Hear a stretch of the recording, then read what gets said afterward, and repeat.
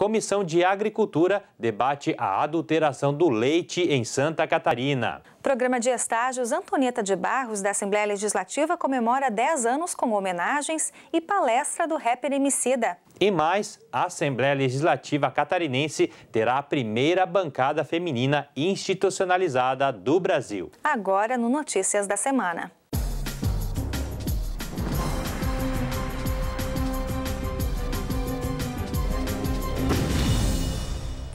Um deputado de Santa Catarina quer mudanças na legislação para ampliar o tratamento de resíduos sólidos no estado.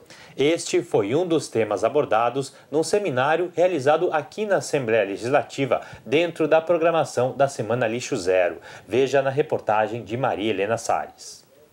Um relatório do Banco Mundial aponta que cada habitante do planeta produz, em média, 1 quilo diário de resíduos.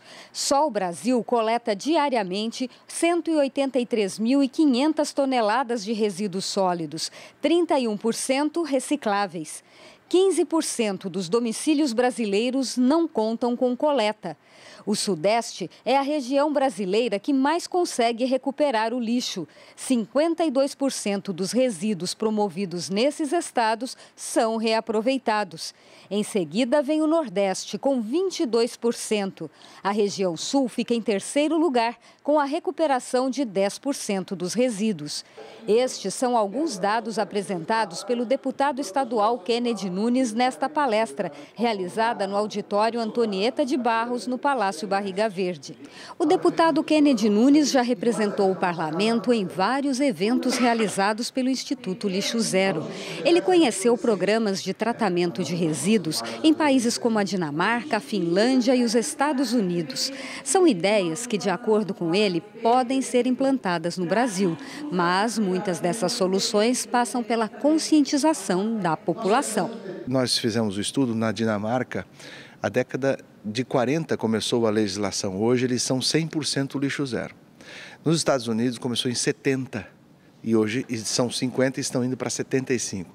Nós agora que estamos começando, então eu costumo dizer que tudo que a gente está fazendo agora não é nem para os meus filhos, e sim vai valer para os meus netos. O deputado quer que Santa Catarina seja o primeiro estado do país a dar segurança jurídica para municípios e empresas privadas que tiverem interesse em ampliar os programas de tratamento dos resíduos. Para isso, ele apresentou 186 emendas ao Código Ambiental de Santa Catarina que estão em fase de discussão. Trabalhamos muito a logística reversa, que é a responsabilidade das indústrias na produção dos seus lixos. Nós cuidamos muito a questão, por exemplo, regional, lá na Itapiranga, o problema lá são os bois que morrem e eles não têm o que fazer. Então, nós estamos falando assim de 100, 200 cabeças por mês que morrem. Imagina que é muito mais do que gente que morre. Como nós vamos fazer isso? E, por outro lado, nós queremos dar uma segurança jurídica quando entidades e empresas querem vir para o Estado e investir recursos para remanufaturar o resíduo.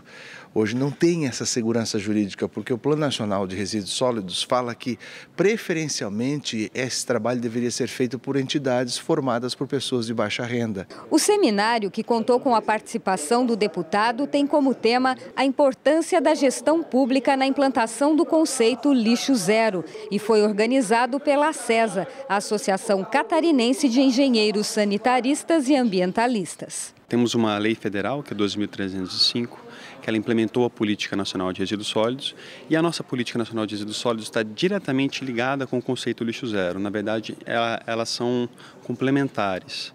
Então, uma vez que nós tenhamos a gestão pública engajada, trabalhando de maneira ativa, proativa e com planejamento adequado, a gente consegue implementar o conceito e consegue atingir as metas que a Política Nacional nos exige.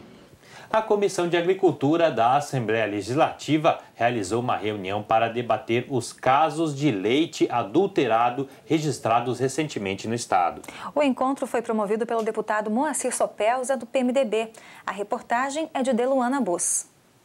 Participaram da reunião representantes do Ministério Público, da Secretaria de Estado da Agricultura, do Ministério da Agricultura, Pecuária e Abastecimento e também do Sindicato Estadual das Indústrias de Laticínio e Produtos Derivados. Em pauta, os problemas causados pelos casos de leite adulterado descobertos recentemente em Santa Catarina. Nos últimos meses, 3 operações realizadas pelo Grupo de Atuação Especial no Combate ao Crime Organizado, o GAECO, vinculado ao Ministério Público Estadual, resultaram no indiciamento de empresários, transportadores e produtores de leite. Elas tiveram início em razão de informações que o Ministério da Agricultura trouxe ao Ministério Público e foram deflagradas 3 operações. Na que foi ajuizada a denúncia ontem, foram denunciadas 21 pessoas em razão de adição de soro de leite, de água para aumentar o volume e de soda cáustica, água oxigenada e outros ingredientes para aumentar o prazo de validade do leite, bem dizer.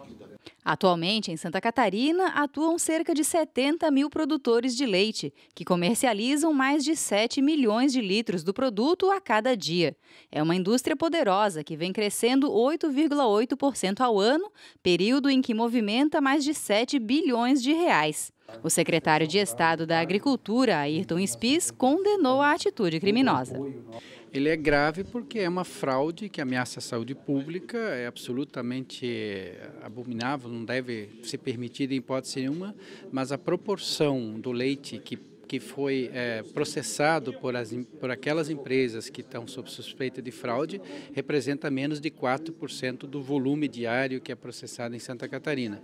Durante a reunião, os participantes reforçaram a necessidade de investimentos em fiscalização e também em capacitação, visando a manutenção da qualidade do leite. Os parlamentares, membros da comissão, avaliaram o encontro.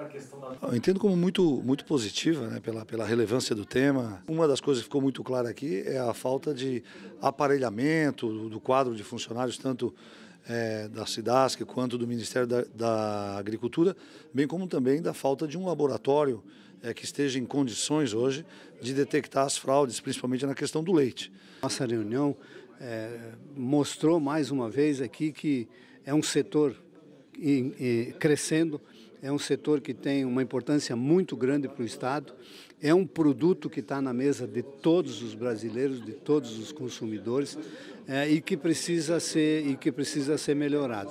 Por causa de alguns, um setor tão importante como esse não pode pagar a conta.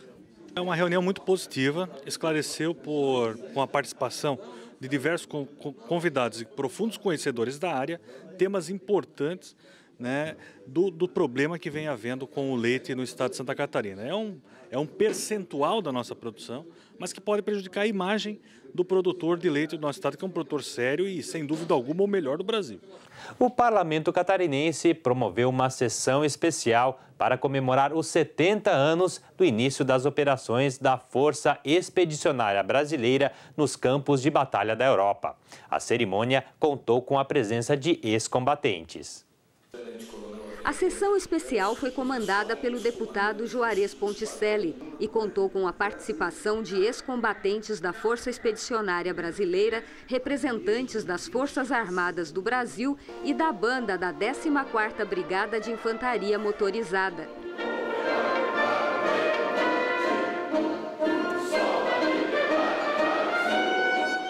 A FEB foi responsável pela participação brasileira na Segunda Guerra Mundial ao lado dos aliados na campanha da Itália. Mais de 25 mil expedicionários lutaram junto ao 4º Corpo do Exército dos Estados Unidos em 1944 e 1945.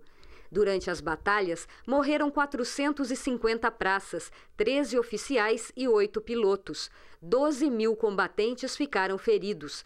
A campanha do Brasil na guerra com combatentes sem treinamento adequado e sem recursos financeiros colocou em xeque o governo de Getúlio Vargas, que foi deposto logo depois. O Brasil está bem mais preparado. O nosso exército hoje está mais forte, está mais preparado. Na época que não tinha grande coisa, né? Entre as principais conquistas dos militares brasileiros está a Batalha de Monte Castelo. Durante a participação na Segunda Guerra, a Força Expedicionária aprisionou 20 mil soldados inimigos e apreendeu 80 canhões, 1.500 viaturas e 4 mil cavalos. Mais tarde foi criada a Associação Nacional dos Veteranos da FEB para manter viva a memória dos ex-combatentes, que contam com o reconhecimento do Exército.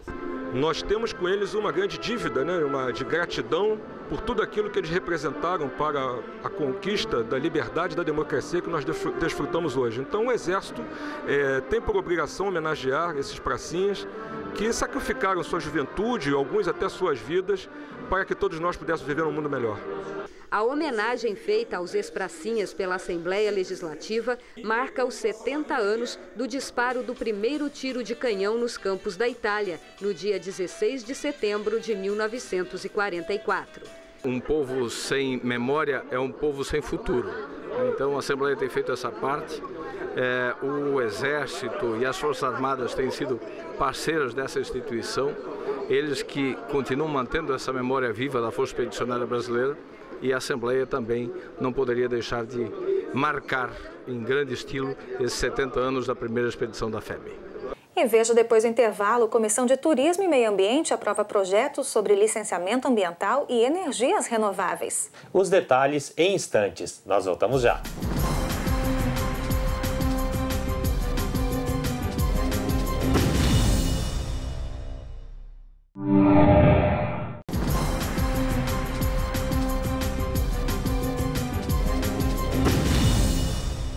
Deputados que integram a Comissão de Constituição e Justiça aprovaram importantes matérias nesta semana. Entre os projetos, o que unifica o licenciamento ambiental para obras públicas. O projeto que unifica o licenciamento ambiental para obras públicas recebeu o aval da Comissão de Constituição e Justiça. De acordo com a matéria, obras de rodovias, ferrovias, portos e aeroportos que possuírem extração de pedras e supressão de vegetação, por exemplo, terão essas atividades incluídas no mesmo estudo. Já obras de recuperação de rodovias já existentes serão dispensadas do licenciamento ambiental. A burocracia no serviço público é exagerada, nós precisamos reconhecer isso. Então, toda iniciativa que tem como objetivo agilizar a prestação do serviço público para a sociedade, ela é bem-vinda. Nós aqui não estamos infringindo nenhum dispositivo da lei. As exigências continuam as mesmas, há apenas uma compactação dos procedimentos para que a resposta à sociedade possa ser mais rápida. Outra matéria aprovada foi o projeto de lei complementar que modifica o plano de cargos, carreiras e vencimentos do Ministério Público Estadual. A matéria tem o objetivo de assegurar a estabilidade financeira dos servidores efetivos do órgão.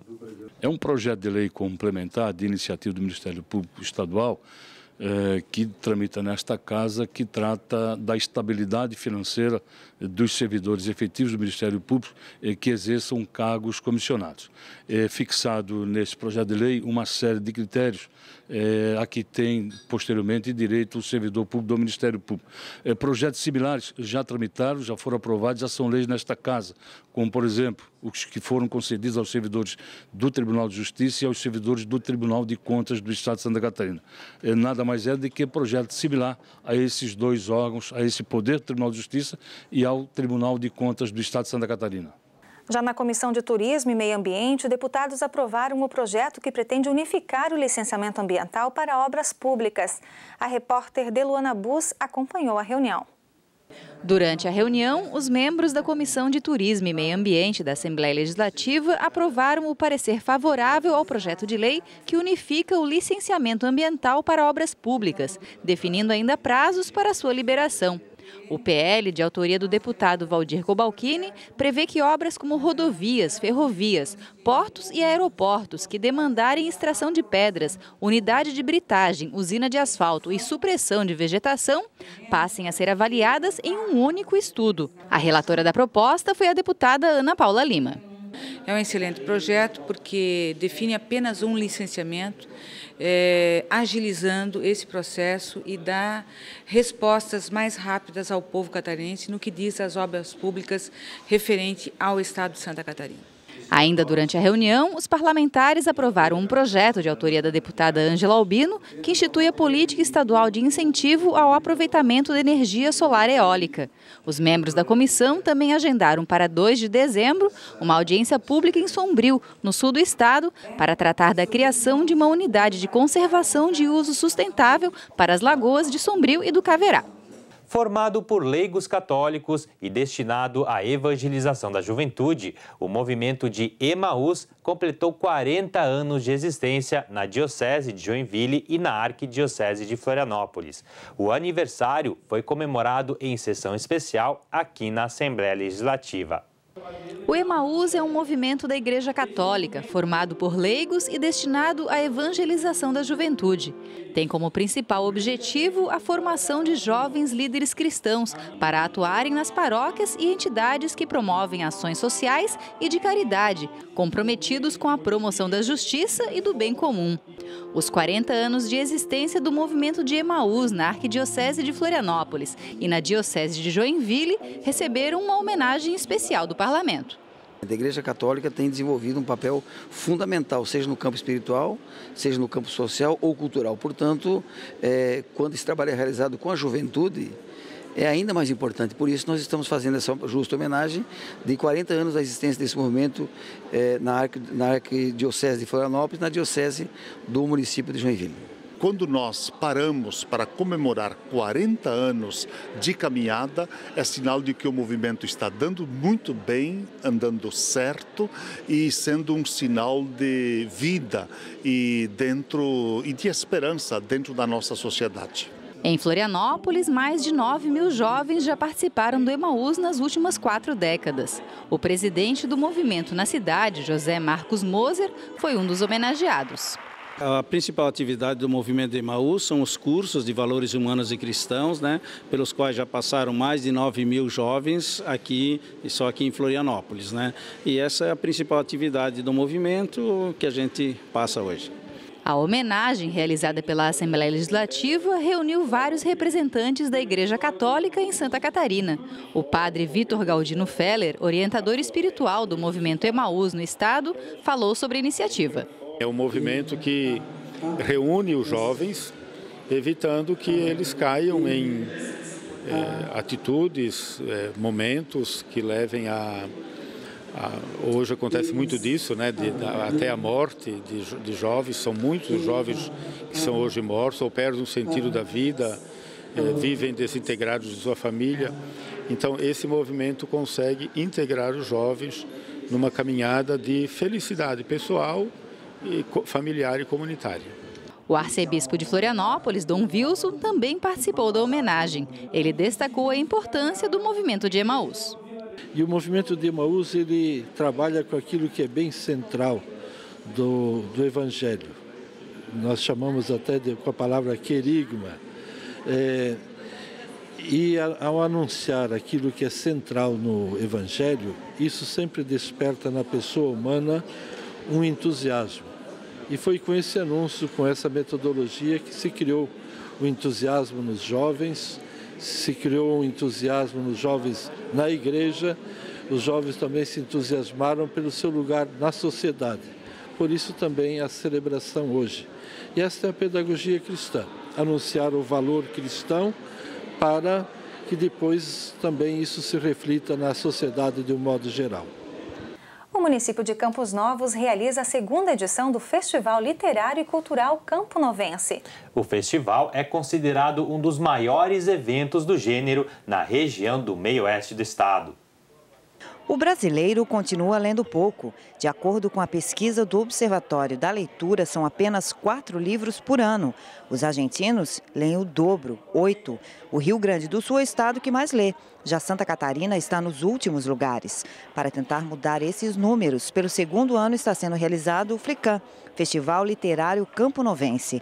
A ideia é aproximar o livro do leitor com preços especiais, uma maneira de incentivar a leitura. Esse ano está sendo realizado na Praça Lauro Miller, o coração da cidade. Nós esperamos que com a vinda desses grandes nomes da literatura, com grandes atrações culturais, nós possamos encantar as pessoas e trazer para elas esse prazer que é o prazer da leitura. São 4 dias de feira. 8 estandes apresentam os mais diversos gêneros literários e com preços bem acessíveis. A novidade é o Vale Livro para que estudantes carentes possam ter acesso aos livros.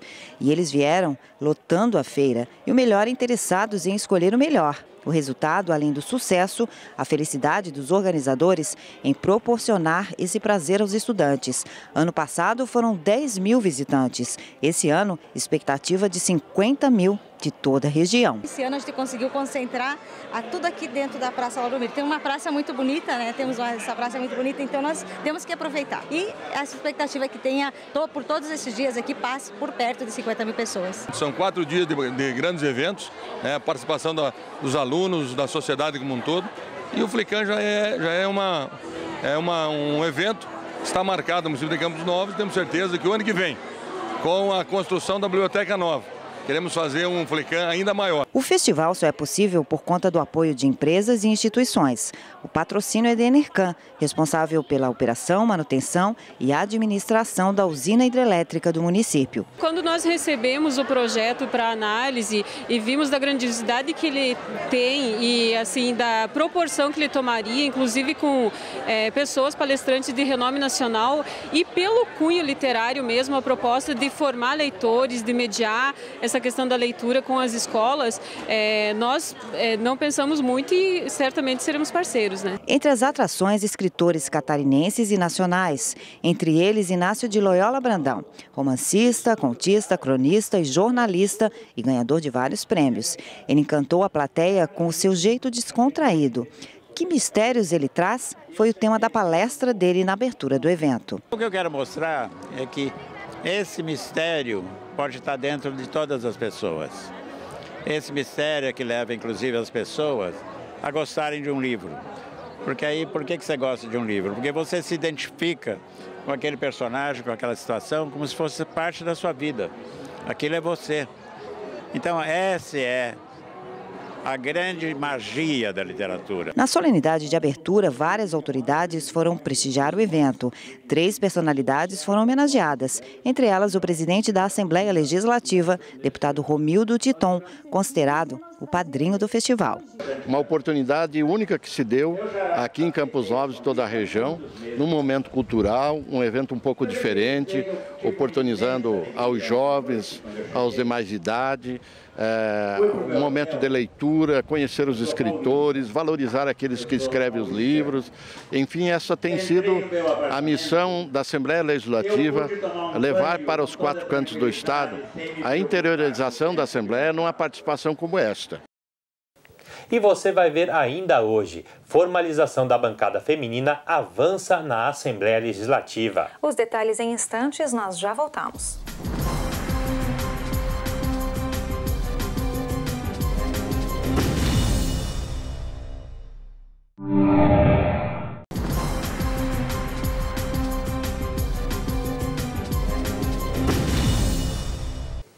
O presidente da Assembleia Legislativa, deputado Romildo Titon, do PMDB, recebeu na presidência as deputadas Ada de Luca, Ana Paula Lima, Dirce Heidescheid e Luciane Carminati. As parlamentares discutiram com o presidente uma série de pautas, entre elas a aprovação do projeto que possibilita a organização da representação feminina em bancada. As deputadas Ana Paula Lima e Luciane Carminati, do PT, Ada de Luca e Dirce Heidescheid, do PMDB, apresentaram ao presidente do Parlamento, o deputado Romildo Titon, o projeto de resolução que cria a bancada feminina na Assembleia Legislativa. De acordo com a proposta, a formalização fortalece a participação feminina na política, ganhando mais legitimação. De acordo com o presidente Titon, a proposta é importante, pois além de estimular a participação das mulheres na política, forma novas líderes. A Assembleia Legislativa tem um momento marcante nessa história de poder concretizar esse sonho das mulheres que desempenham seu mandato aqui. Ainda durante o encontro, as deputadas apresentaram algumas propostas que estão sendo discutidas pela bancada feminina e que precisam do apoio dos demais parlamentares e do governo do estado para a efetivação dos projetos. Nós estaremos fazendo uma pauta com o governador, no sentido também de sugerir a ele a criação da Secretaria da Mulher, né? Uma secretária onde possa atender as demandas da mulher catarinense e também verificar com ele como que está o andamento do terreno para a nossa estruturação da Casa da Mulher Brasileira também, que é um projeto bastante importante do governo federal e que nós precisamos trazer para Santa Catarina, com certeza, o mais rápido possível. O projeto de resolução que oficializa a bancada feminina na Assembleia Legislativa já está na Comissão de Constituição e Justiça e deverá ser apreciado na próxima terça-feira. Depois segue para a votação em plenário. Se aprovado, Santa Catarina terá a primeira bancada feminina institucionalizada do país. Além das deputadas Ana Paula Lima, Luciane Carminati, Ada de Luca e Dirce Radescheid, também faz parte da bancada feminina a deputada Ângela Albino. A Assembleia Legislativa de Santa Catarina foi palco para o 12º Encontro Nacional de Diretores Gerais de Casas Legislativas. O evento reuniu diretores de Assembleias Legislativas e câmaras de vereadores de vários estados e municípios. O encontro reúne diretores gerais de Assembleias Legislativas de todo o país, da Câmara dos Deputados, do Senado Federal e de câmaras municipais. Na solenidade de abertura, o diretor-geral da Assembleia Legislativa de Santa Catarina, Carlos Alberto de Lima Souza, recebeu dirigentes vindos de várias regiões.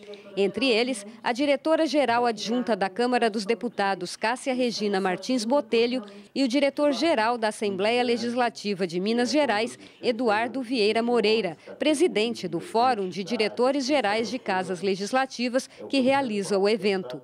O objetivo do encontro é promover o intercâmbio de informações e experiências e colocar em contato representantes de diversas instituições legislativas.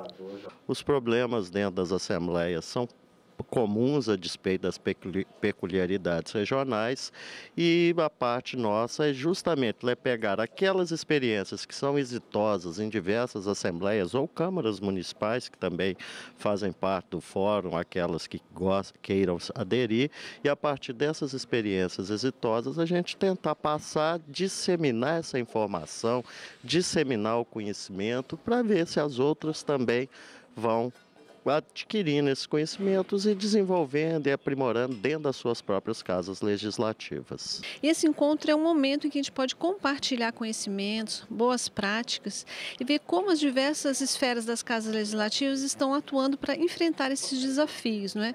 Com a sociedade da informação, da comunicação. Então, cada vez mais tem que ser precisas e dinâmicas, não é? As respostas das casas legislativas. A importância é a troca de experiências, de maneiras de como fazer a gestão no poder público, que hoje exige uma atualização diária das atitudes e ações do poder público.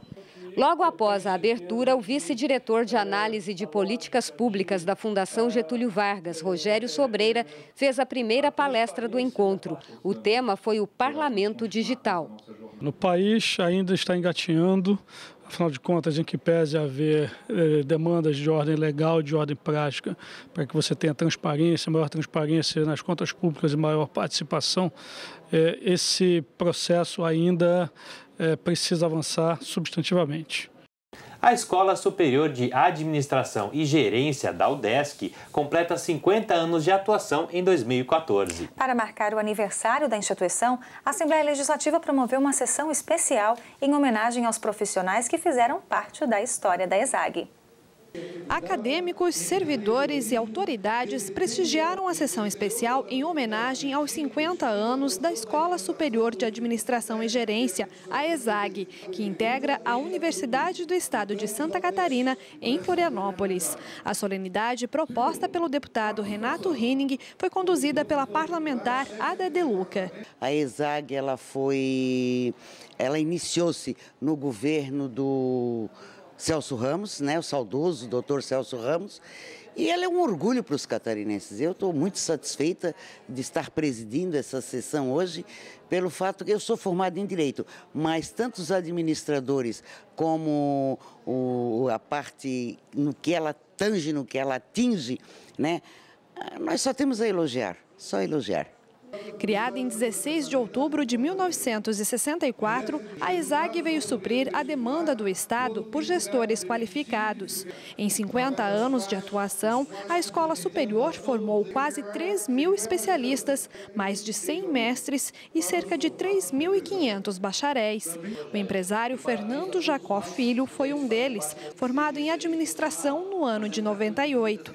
Ele falou em nome dos ex-alunos da ESAG e destacou a importância da instituição para a qualificação de futuros profissionais. Diferente da maioria das faculdades de administração, ela não forma somente, não transmite somente um conhecimento técnico e administrativo, ela forma as pessoas em forma de indivíduos.